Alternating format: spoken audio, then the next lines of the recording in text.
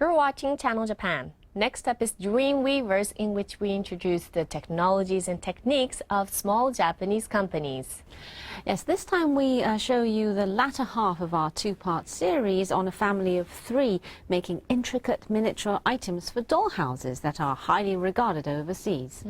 Well, I know that the company Kawai Kogyosho used to be a subcontractor making components for major electrical device makers.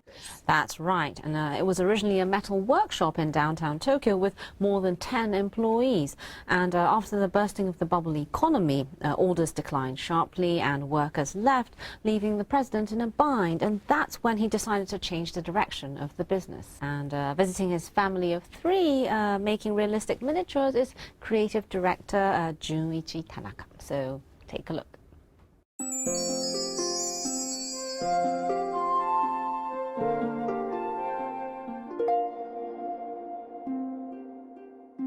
First, take a look at this room. Can you tell? This is actually a 1/12 scale miniature world.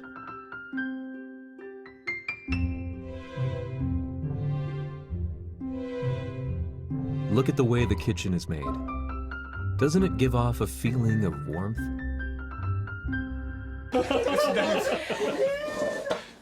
What are their impressions after seeing these miniatures up close? Look, it's so cute. Amazing. The miniatures that surprise everyone who sees them are made by a metal workshop in downtown Tokyo called Kawai Kogyosho. This is the president, Yukio Kawai. He accurately recreates everyday things at 1/12 their actual size. The company's employees are his wife, Tomoko, and his daughter, Asami. The three of them work together to make the items. Kawai Kogyosho applies its metal processing techniques to create cooking equipment, which is rare around the world. Visiting the company is Junichi Tanaka, who holds the title of Creative Director. Why did a metal workshop in downtown Tokyo start making miniatures? We learn about the challenge taken on by this family of three. Arakawa Ward, Tokyo. It's a place where the atmosphere of the early 20th century remains throughout.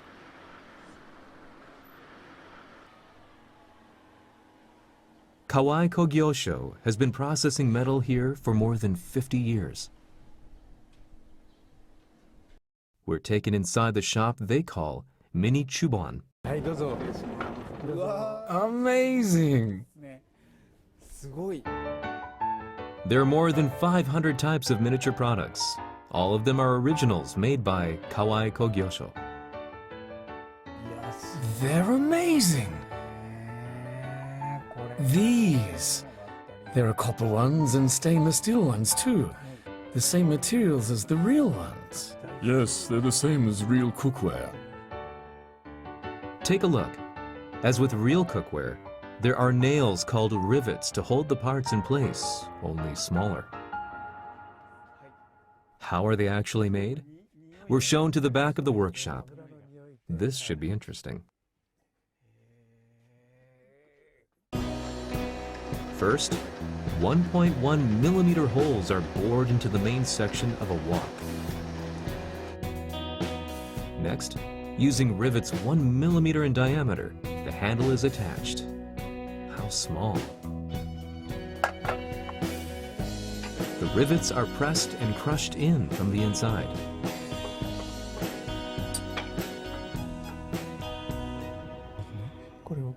By bending this and dyeing it black, this becomes a wok. I think using glue to put them together would be easier. This is a miniature, but by making it in this way, I believe it can become real. I don't think of miniatures as things that are just made. By putting my many thoughts and ideas in making them, I think each one comes alive as a real miniature. Ultimately, I guess I like what my husband makes.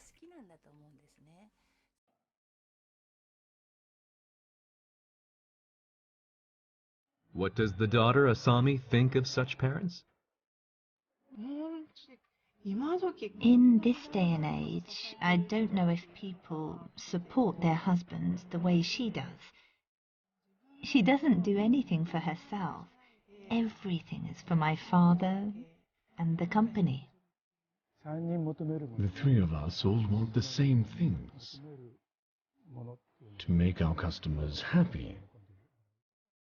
To improve the level of perfection. We all have the same feeling. That's why it works. This trio is not just detail-oriented, but also makes things with passion. And that's why they captivate people everywhere.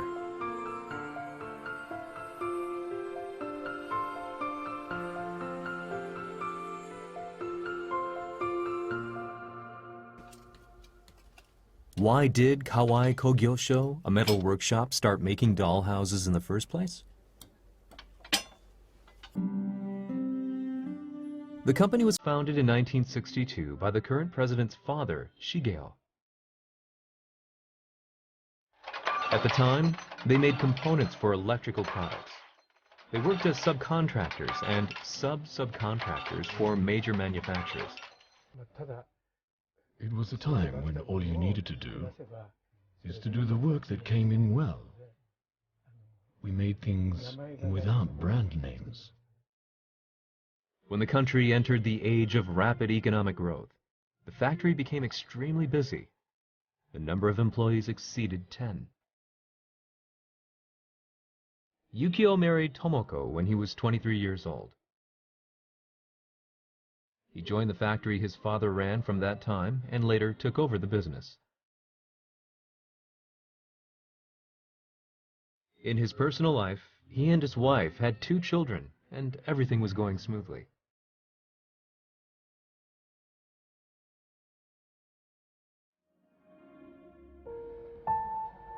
But in the 1990s, the bubble economy burst, casting a shadow over workshops in the downtown area as well. The amount of work we got gradually shrank. Employees also started quitting and we stopped getting calls. Orders stopped coming in. On top of that, customers started shifting their production centers to China, where labor costs were lower. For Mr. Kawai, it was a time when he hit rock bottom.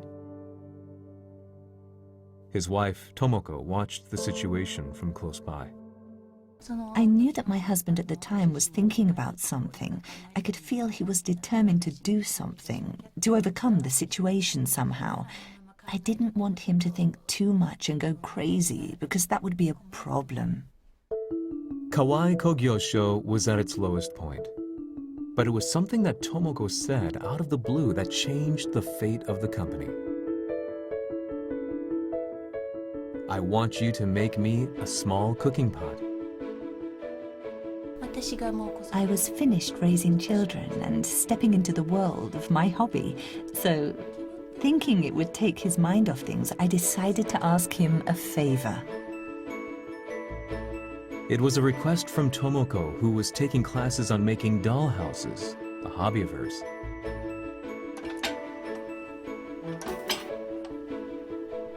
He had never tried his hand at it. What awaited him? I thought and thought about how to do it. I made it, and it made her happy. It was the first time I truly understood the feeling of making something that makes people happy. The first pot that Mr. Kawai made is still kept with care at Kawai Kogyosho. It's deeply moving. This pot is what gave birth to everything here. I'm sure you're grateful to it. A pot that he made at the request of his wife earned praise from people around. It was then that a certain thought began building in Tomoko. I thought how happy we would be if we could live on this. It was about making things, so I felt he might just do it. But for me and my husband, it was a gamble. In 2005, they embarked on a major transformation from a metal workshop to a maker of miniatures. They set up a website and took on the challenge of selling things over the internet. They also participated in events across Japan, traveling around to sell their miniatures. From morning to night, both of them were absorbed in making miniatures. Because of that, they often fell ill. They pushed themselves too hard, so they'd get taken to hospital and medical exams would come back with red flags. All the time. So their daughter, Asami, who was working in Kyoto as a gardener, quit her job and started supporting her parents. With her help, the miniature making business got on track smoothly.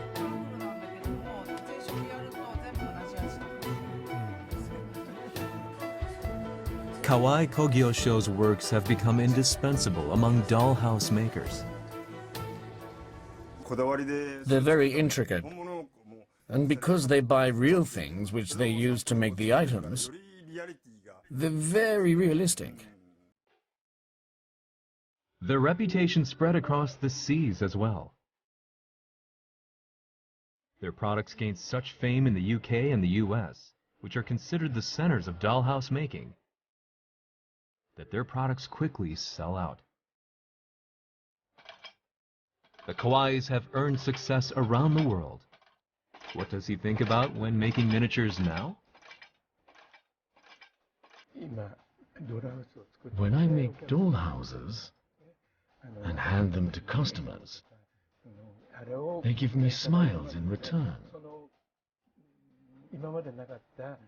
It's a joy that I've never experienced before. I can't put it into words. A small world made by a small metal workshop in downtown Tokyo. What's made is packed with the family of three's big hope of seeing the smiles of customers. That is the craftsmanship of Kawai Kogyosho. Later, creative director Junichi Tanaka presents a video he made to cheer on the company.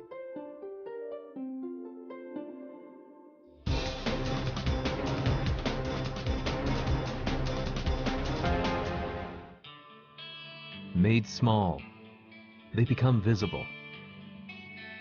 The love and dreams that were hidden. Made small, they show their faces. The gentleness and thoughtfulness quietly concealed. Packed inside 1/12 scale miniatures are full-sized hopes. Kawai Kogyosho of miniature kitchens. Mr. Tanaka says he wants this family of three to take the miniatures they make even further across the world. After getting this message, we want to face every day with a new feeling and not waste even a single day. It just makes me so happy. And that brings us to the end of this edition of Channel Japan. We have much more in store for you, so join us again next week.